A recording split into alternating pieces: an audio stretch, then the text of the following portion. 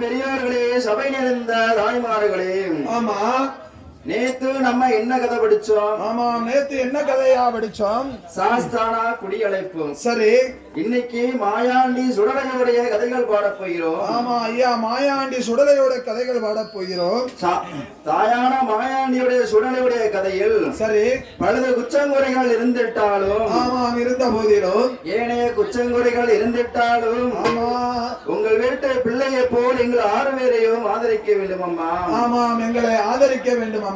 ஏன்னா ஒவ்வொரு வில்லு பாட்டும் ஒவ்வொரு வில்லிசையும் ஒவ்வொரு விதமா இருக்குன்னு சொல்லுவாங்க. ஆமா, ஒவ்வொரு புலவர்களும் ஒவ்வொரு விதமாக படிப்பார்கள். ஏன்னா மேல்காட்டு இசைன் இருக்கு, கீழ்காட்டு இசைன் இருக்கு. ஆமா, நவீன வில்லிசை குலைந்து இருக்கு.